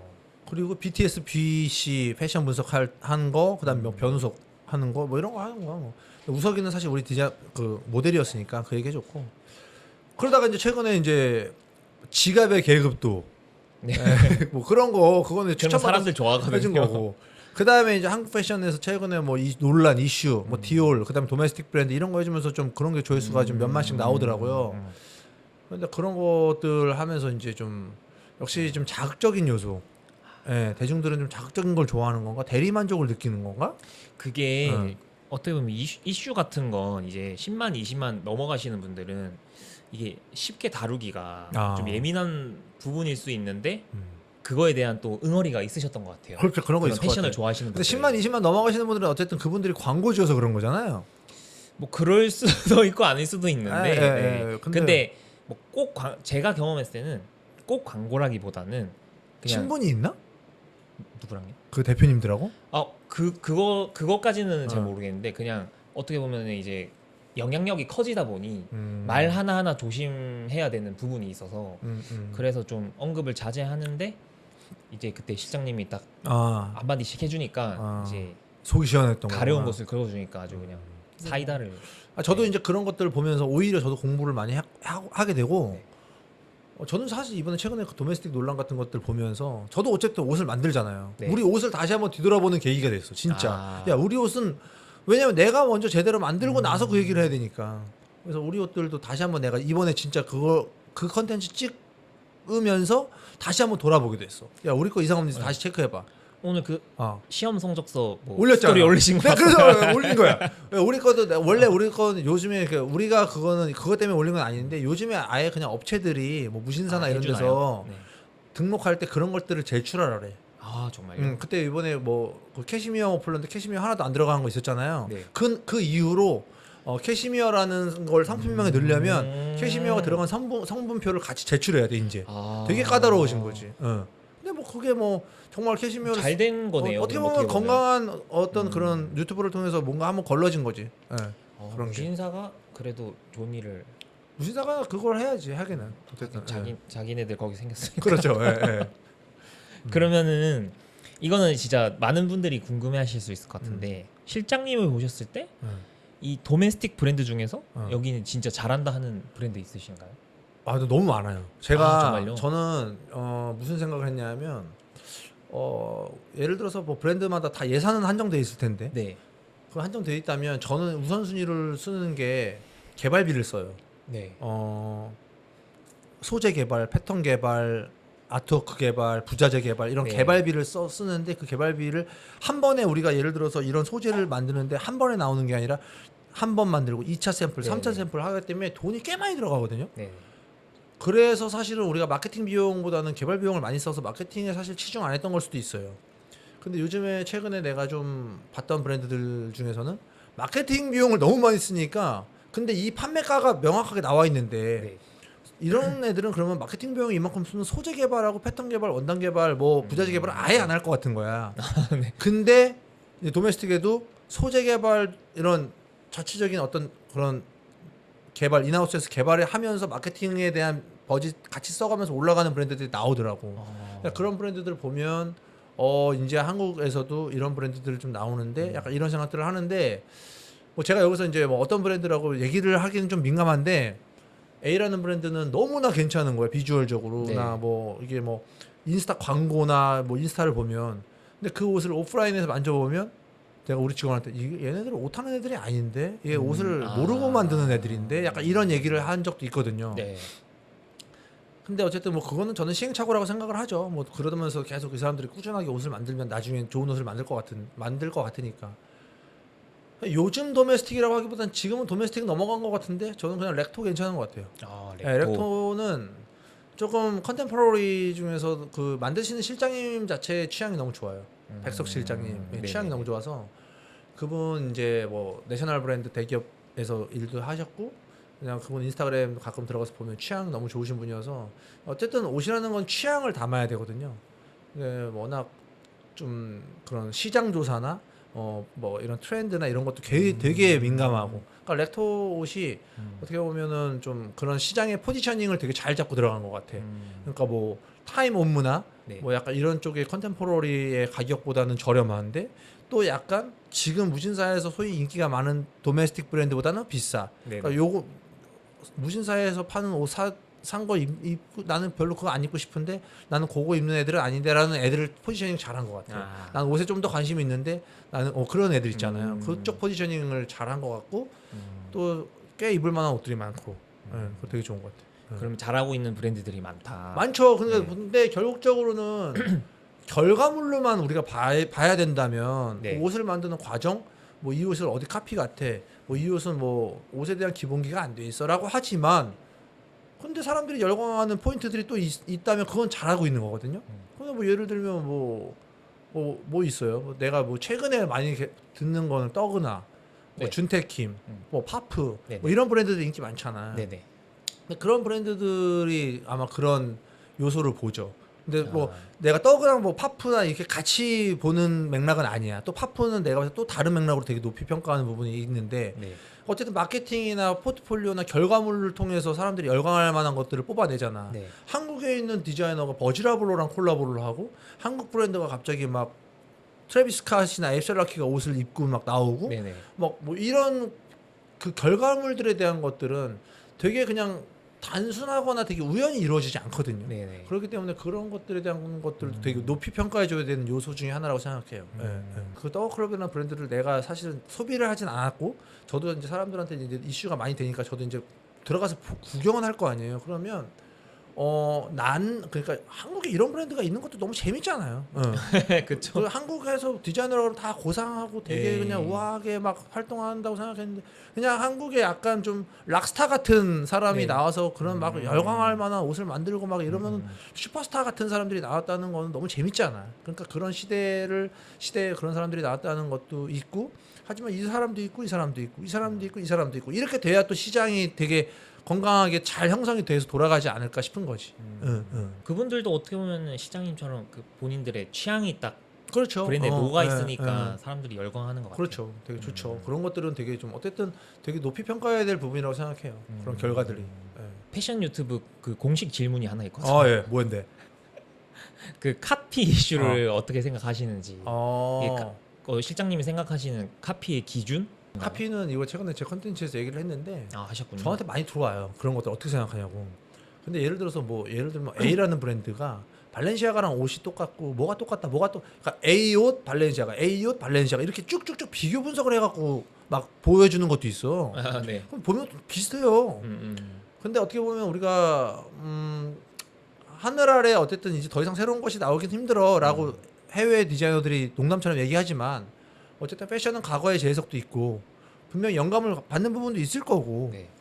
근데 이 디자이너가 예를 들면 그 A라는 브랜드의 디자이너가 자기가 이 비교되는 브랜드를 참고해서 옷을 만들었다. 아니면 얘를 샘플 맞다. 솔직히 말해서 그냥 쉽게 말해서 이건 우리끼리 하는 전문 용어로 샘플을 땄다라고 한다면 카피지. 근데 나는 샘플을 따지 않았는데 나는 정말 내가 이거에 대해서 내가 영감을 받고 내가 무언가에 대해서 해서 나왔는데 우연히 비슷한데 라고 하면 그 디자이너의 양심에 맡겨야 된다고 생각해요. 그러니까 저는 제가 만들었던 그 아트워크 중에 노맨틱이라는 하트 깨진 아트워크가 네, 있어요. 알아요. 여기 있어요. 요거. 네, 여기 있는데 잘 나오나? 여기 나오나요? 근데 제가 이거는 15년 컬렉션이거든요. 네. 15년 16SS 컬렉션이니까 2015년부터 이걸 준비하고 있던 컬렉션이에요. 네. 15년도에 컬렉션이 끝나고 제일 많이 들은 얘기가 백스테이지에서 꼼데 가로송 플레이 뭐 저기 뭐야 따라잡으려고 이런 얘기들 그러고 있다가 근데 저는 이 컬렉션을 만들면서 꼼데 가로송 플레이를 아예 저는 그 옷이 하나도 없어요. 네. 꼼데 가로송 플레이를 생각을 아예 하지도 않았어.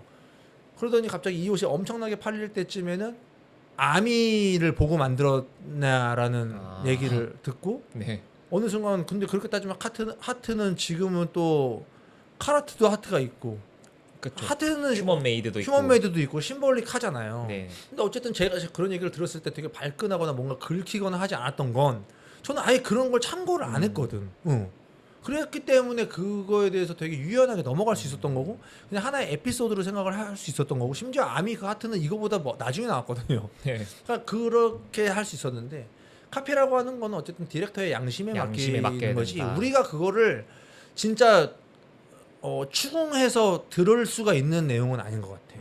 정말 똑같이 만들지 않은 이상. 예. 그러니까 예전에 보면 인스타그램에 다이어트 프라다라고 해외 컬렉션이 나오면 해외 컬렉션 중에서 카피한 것들을 제보를 받아갖고 막 비교해갖고 나오는 그런 그 계정이 있었어요. 외국 네. 계정 중에. 그걸 보면서도 사람들은 많은 막 이거 카피한 거지, 이거 카피한 거야, 저거 카피한 거야.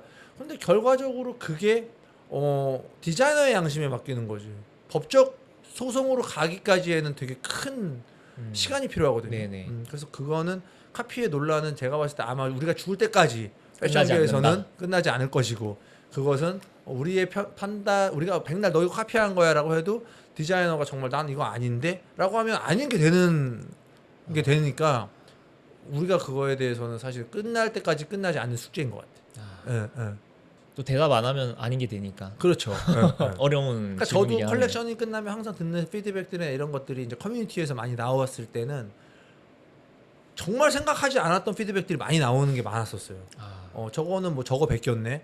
저거는 몇 년도 컬렉션이네. 난 그 컬렉션 아예 몰라요. 근데 네. 더 웃긴 거는 그러니까 그런 게 오히려 되게 재밌더라고. 그러니까 예전에 선배님 중에서 정구호라는 이제 감독님, 그러니까 구호라는 브랜드를 하셨던 너무나 훌륭한 디자이너 분인데 구호 감독님이 하셨던 얘기 중에 자기가 이제 A라는 컬렉션을 어느 컬렉션을 하고 대학교 강의를 나가는데 어떤 애가 이 컬렉션 이 컬렉션 이거 카피한 거 아니냐고 물어봤대. 네. 근데 이 컬렉션이 나중에 나온 거야.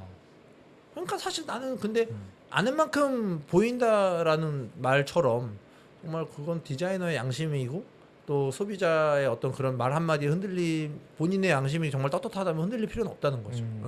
떳떳하면 뭐 논란될 게 없다. 그렇죠, 그렇죠. 알겠습니다. 그럼 이제 질문이 몇 개 안 남았고. 좋습니다. 힘드시죠? 아니야. 그때 컨텐츠에서 패션 유튜브가 이제 뭐 아이템 추천이라든지 뭐 그런 뭐 뜨는 패션, 아, 예, 지는 예, 패션 예. 이런 거에 대한 어떻게 보면은 네거티브를 아, 예, 표출하셨잖아요. 그쵸. 그거는 어떤 생각으로 말씀을 하신 건지. 그건 명확하게 얘기할 수 있는 게 네. 구독자가 되게 많은 친구인데 뜨는 패션, 지는 패션이라는 컨텐츠를 하고 있는데 네. 지는 패션에서 절대로 이걸 사지 마세요라고 너무 단호하게 얘기를 하는 걸 아. 몇 개월 전에 그 친구가 뜨는 패션으로 소개를 했어. 네네네. 본인이 이게 되게 별로였어. 음. 본인이 사라고 한 걸 정확히 몇 개월 후에 절대 사지 마세요를 한 거야. 이거를 그 당시에 당신은 샀으니 이건 지금 유행이 아니지만 어떻게 입으세요, 어떻게 신으세요, 어떻게 다시 나중에 소화하세요를 얘기해 줘야지. 그냥 입지 마라 이렇게 해버리니까. 그리고 더 별로였던 건 뜨는 패션을 얘기해 주는데 갑자기 뭐 미니멀리즘을 얘기하면서 갑자기 질샌더나 이런 걸 얘기하더니 가방에서 갑자기 광고로 3만 원짜리 가방을 얘기하는 거야. 그거는 좀 그랬다. 나 그거 보면서 완전 벙쪄갖고 야 이게 뭐야. 내가 근데 그 사람이 네. 되게 유명한 사람이었단 말이죠. 네네. 근데 이건 아니지. 그 두 가지였던 거야.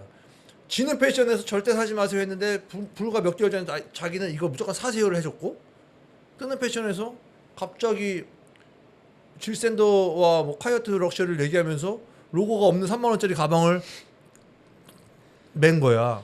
그러면은 본인의 그런 가방 광고 픽을 설득력 있게 하기 위해서 그렇지. 뜨는 패션, 지는 패션으로 예, 이용을 해먹은 그거예요. 아. 예. 차라리 그 광고 구다리를 만들어 주던가. 그러니까 뜨는 패션, 지는 패션만 했으면 그래도 그렇게 넘어갈 수 있던 그렇죠. 건데. 그러니까 뭔가 설득력이 부족한데 그거에 대해서 너무 애들은 신뢰감을 갖고 신빙성을 갖고 있는 게 너무 좀 아닌 것 같은 거지. 근데 뭐 나 같은 핫발이 27,000짜리가 백날 뭐 우리가 해봤자 뭐 되겠냐 했지만 어쨌든 나는 27,000짜리 구독자보다는 17년차 디자이너로 했던 얘기인 것 같아. 네. 예. 그래서 저는 어쨌든 아이템 추천을 해서 나한테 광고가 들어오더라도 진짜 내가 소비하거나 내가 정말 쓰거나 앞으로 쓸 걸 얘기해 주든가 아니면 예를 들어 지는 패션을 얘기할 때 뜨는 패션을 얘기했다면 이걸 다시 어떻게 계속 뜨는 패션처럼 네. 뜨는 패션에 녹여서 갈 수 있는지를 얘기해 줘야 되는데 그런 게 조금 아쉬웠어. 그러면은 마지막 질문인데요. 예. 그럼 실장님이 생각하시는 뜨는 패션과 지는 패션 어떤 게 있으신가요? 제가 이제 당장 내일 나올 컨텐츠 중에 뭐가 컨텐츠, 있냐면 네. 일본 패션과 한국 패션에 대한 얘기를 해요. 사람들이 좋아하는 네. 주제다. 근데 뭐가 있냐면 거기서 이제 일본에 그때 내가 일본 패션을 얘기하는 게 나도 일본 너무 많이 갔던 사람. 대통령님도 일본 패션에 대해서 뭐 잘 아시겠지만 우리가 일본 살진 않잖아. 그쵸. 근데 난 일본 사는 애를 불렀어. 그래서 한국에 네. 들어왔었어. 걔가. 근데 걔 네. 뭐 하는 애냐면 일본에서 하라주쿠나 신주쿠나 뭐 시부야에서 옷을 잘 입는 애를 찍어. 그래서 스트릿 어디 거냐고 물어보는 애야. 그러면 우리가 알 수 있잖아. 진짜 일본 멋쟁이들이 어디 걸 입는지. 근데 그 중에서 우리가 무슨 얘기를 했냐면 일본에서 그러면은 뭐 이 브랜드는 요즘에 안 입어? 이렇게 물어봤단 말이에요. 근데 요즘에 아까 실장님 일본은 요즘에 이런 거 안 입어라는 거 아예 그런 그 개념과 표현 자체가 없다. 정말요? 그러니까 한물간이라는 표현 자체가 없다는 거야. 아. 그 브랜드는 이미 하나의 장르에서 계속 소비가 되고 있다는 거지. 인정이 되고 있는 거야. 그러니까 유행이 가고 오고 이게 없고 그냥 그 자리에 계속 있고 사람들이 그냥 들어갈 그렇죠. 뿐이네요. 근데 봐봐요. 그래서 내가 무슨 얘기를 했냐면 자 그러면 한국에서 지금 A라는 브랜드가 미친 듯이 인기가 많단 말이지. 네. 막 자극적인 기사도 나와. A라는 브랜드는 지금 뭐 일본에서 팝업하면 몇 억을 팔고 홍콩에서 줄을 세우고 막 이런 자극적인 기사들이 나오는데 그럼 그 브랜드가 정말로 좋은 브랜드라면 우리가 대통령님이 만약에 그 일본 내 손님이라면 우리가 10년 뒤에 만나서 일본 패션 한국 패션 얘기할 때도 이 브랜드 또 나와야 돼. 일본은 나오거든 계속. 그쵸. 일본 패션은 계속 나오잖아요. 내가 10년 전에 비즈빔이 있었고 20년 전에도 A라는 브랜드가 있었거든. 네. 근데 아직도 우리는 그런 브랜드에 대한 것들 일본 가면 소비하고 아직 그런 브랜드들에 대한 걸 얘기하고 심지어 이 브랜드는 안 입지만 이 브랜드에 대한 장르에 대한 인정이 있는데 우리나라는 그게 없는 거야. 지는 패션 뜨는 패션이라는 거의 자체가 약간 논하는 것 자체가 좀 애매한 거야. 그러니까 지는 패션 뜨는 패션이라는 단어가 일단 어불성설이야. 내 디자이너 기준에서. 네. 어떤 뜻인지 알겠습니다. 그러니까 디자이너를 오래 하면서 느끼는 것 중에 사람들이 제일 많이 물어보는 것 중에 트렌드를 어떻게 예측하나요? 이런 걸 많이 물어봐. 컬렉션을 항상 6개월 전에 하니까. 네.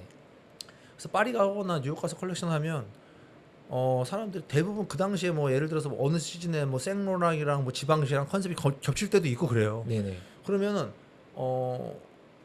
이거는 왜 비슷한 거예요? 왜 비슷한 거예요? 뭐 디자이너들끼리 뭐 모여서 회의를 하나요? 막 이래 트렌드를. 근데 정보 회사가 있고 트렌드 정보 회사가 전 세계에서 가장 뭐 되게 공신력 있는 정보 트렌드 회사가 있고 네. 거기서 6개월 1년 전부터 24년 25년 트렌드를 예측을 할 거 아니에요. 그 예측하는 트렌드의 컨셉 안에는 항상 똑같은 것들이 돌아. 아, 네. 빈티지, 스트리트, 코티지 돌고 뭐 도는 거니까. 다 똑같아. 매년 내가 15년 동안 보면 항상 빈티지는 있어. 네. 그러니까 이거를 빈티지가 트렌드라고 하기보다는 빈티지를 어떤 식으로 스타일링해서 어떻게 보여주느냐. 같은 스트릿이지만 스트리트를 어떻게 스타일링해서 어떻게 보여주느냐. 핏에 대한 변화. 오히려 네네. 뭐 핏에 대한 변화. 약간 이런 거에 대한 얘기를 좀 해주는 게 더 맞지. 지는 패션 뜨는 패션. 이거는 더 이상 소비하지 마세요. 이거는 아닌 거지. 지금 나왔다고 해서 이게 뜨는 게 아니라 그냥 그렇죠. 그 브랜드가 재해석했을 뿐이다. 그렇죠. 그런 거죠. 그래서 그런 얘기를 좀 해주고 싶은데 물론 제 얘기가 다 맞는 건 아니기 때문에 유튜브 통해서 여러분들이 또 다른 생각을 갖고 계시면 또 달아주시면 감사하겠습니다. 네. 근데 이 실장님 확실히 트렌드를 따르기보다는 본인이 좋아하는 걸 하시니까 그런 컨텐츠에 좀 그런 기분을 네, 느끼셨을 것 제가 같습니다. 이 일을 하면서 정말 느꼈던 것 중에서 이렇게 아직까지도 신념을 갖고 있는 것 중에 하나는 내가 만드는 비욘드 클로짓이라는 브랜드가 다른 브랜드들과의 차별이 무언가요? 이걸 제일 많이 물어봤었어요. 20대 때부터. 그러면 아메리칸 클래식과 프레피 룩에 뭐 기반을 두고 막 항상 그런 얘기를 하지만 그런 브랜드들은 많아요. 많죠. 그리고 지금 떠오르는 브랜드들 그리고 지금 시내에서 가장 하이프한 브랜드들을 또 내가 그것들이 하이프하다고 그런 브랜드들을 따라서 만든다? 그건 아닌 것 같아. 결국 뭐냐면 대한민국에는 수천 개, 수만 개의 브랜드가 있을 거고 나의 어떻게 보면 경쟁 상대라고 하기보다는 내가 어떻게 보면 옷을 판매하는 거는 전 세계라고 치면 수천만 개 막 있을 거 아니에요. 네. 근데 거기 고태용이라는 사람은 한 명밖에 없잖아. 그렇죠. 그럼 내 취향을 담는 브랜드는 전 세계에 하나밖에 없어야 되니까 차라리 내 취향을 기르고 내 취향을 담는 옷을 만들자가 더 중요할 것 같은 거야. 그래서 그 얘기를 좀 해주고 싶은 거죠. 그래서 내가 만든 옷이 되게 구려 누군가의 눈에는. 뭐 그럴 수 있죠. 그럴 수 있잖아. 난 그것도 존중해요. 그 사람이 되게 좋아하는 또 이 사람이 내 브랜드 구리고 이 브랜드 좋아해. 하지만 또 내 브랜드를 좋아하고 이 브랜드를 싫어할 수도 있고 두 브랜드 다 좋아할 수도 있고. 그러니까 이건 사람의 취향이기 때문에 누가 내 브랜드를 안 좋게 뭐 너 브랜드 되게 구려라고 생각해서 상처를 받진 않지만 한 번 더 고민하고 그 사람이 어떤 포인트에서 구리다고 하는지 연구하고 공부는 해. 네. 거기까지. 이번에 저희 그 잡지 아, 제작한다고 한번 인터뷰를 맞아. 요청을 드렸잖아요. 네. 딱 그런 얘기를 해주신 잘 거 써서 아니에요? 줬어요. 네, 엄청 정성스럽게 엄청 써주셨어요. 썼어 그거 방에서. 딱 방금 말씀하셨던 예. 내용으로 잡지가 나올 것 같습니다. 예, 감사합니다. 페스티벌 오셔서 확인하십시오. 꼭 많이 오세요. 예. 비욘드 클로젯도 한번 그거 나와 있겠. 살펴보시고 토요일에 나와 네. 있을게요. 혹시 마지막으로 하실 말씀 있으실까요? 누군가의 채널에서 이렇게 얘기하는 건 사실 되게 조심스럽죠. 왜냐하면 저희 채널에서는 악플 달면 다 지울 수 있는데 여기서는 지금 치통령님이 지워지진 않을 것 같고 악플이 있다면 겸허하게 받아들이겠고 치통령님 채널에서 이렇게 또 치통령님 구독자한테 이렇게 제 얘기를 할 수 있게 돼서 너무 영광스러운 시간이었고 오랫동안 패션하면서 어쨌든 제일 많이 드는 생각은 이제는 항상 좀 배운다는 자세로 아직도 이제 저도 치통령님한테나 뭐 새로운 크리에이터 분들한테도 배울 점이 있다고 생각하면서 옷을 만드는 게 되게 중요하지 않을까 싶고 또 이렇게 또 행사 통해서 또 새로운 분들 만나게 돼서 너무 좋고 또 최선을 다해서 행사 준비해서 그날 뵙도록 하겠습니다. 행사 홍보는 아니긴 하지만 네. 네, 저희 채널도 좀 많이 구독해 주시고요. 네. 구독 많이 부탁드립니다. 네. 저는 그냥 제가 좋아하시는 분이니까 예. 많은 분들이 아셨으면 좋겠다 이 예, 스토리를. 예. 그래서 한번 준비를 해봤습니다. 다음에 저기 좀 혹시 뭐 라이브 같은 거 할 때 초대 좀 해줘봐요. 뭐 라이브요? 아니 막 라이브 말고 뭐 컨텐츠 할 때. 알겠습니다. 게스트로 좀. 저희 그 작당모 이 친구들이라고 예. 같이 그거 스타일링하는 봤거든 내가 한번. 다 너무 음흉해 거기 지금. 왜요? 왜요? 아, 누가 거기 제일 좀 유명한가요? 입술 하얀 분. 검은님? 아니 무서워 거기 사람들. 아니요, 다 좋아요. 잃을 게 없는 사람들 같아. 다음에 저희가 특별 게스트로 스타일링 컨텐츠 한번 저는 추천드리겠습니다. 근데 저는 제가 진짜 좋아하는 장르의 스타일링을 잘하는데 제가 좀 너무 부담스러워. 아, 그래서 예전에 구독자들 비포 애프터 같은 거 해달라는 컨텐츠가 많았어요. 그거를 하면 조회수가 많이 올라간다고 회사에서. 네. 근데 오히려 비포가 난데요 이런 댓글이 되게 많아요. 애프터를 그렇죠. 해주면. 예. 그래서 내가 스타일링은 좀 민감한 부분이구나. 오히려 스타일리스트 분들이 계시니까. 근데 저는 어쨌든 제가 만드는 옷들은 제가 스타일링 하거든요. 왜냐면 내가 옷을 만들 때 어떻게 입어야겠다 생각하고 만드니까. 네. 근데 그 되게 민감한 것 같아. 그래서 저는 스타일링 말고 좀 웃고 떠들고 약간 패션 얘기 좀 하고 내가 나중에 그거 한번 해줄게. 패션계 17년 동안 비하인드 썰 이런 거 그런 거 좀 재밌는 게 있어. 대회비. 내가 하나만 해주면 오늘 그걸 물어봤어요. 내가 우리 채널에서 안 해준 건데 에디 슬리먼이 디오롬무를 정말 전설로 이끌었을 시절에 네네. 에디 슬리먼이 디오롬무를 떠나고 크리스 바나시에가 들어갔어요. 네네. 근데 크리스 바나시에가 디오롬무 옴무의 디렉터가 되기 전에 네. 후보가 몇 명 있었잖아. 아 네. 거기 한국인이 있었어. 아 정말요? 실장님이시죠? 아니. 거기까지야. 아. 거기까지야. 지금도 유명하신. 네, 지금도 유명하죠. 네, 거기까지야. 그러니까 그런 게 있었어. 그래서 요즘 친구들은 잘 모르는 비하인드 썰들, 네, 그런 것들 뭐 재밌는 것들 좀 풀고 갈게 한 보따리. 쇼츠를 하나 올리시면은 10만 가겠는데요. 알겠습니다. 네. 알겠습니다. 네. 네. 고맙습니다. 감사합니다. 고생했어요. 진짜 형님. 영광입니다. 아니야. 힘들어. 힘드시죠? 왜안 와?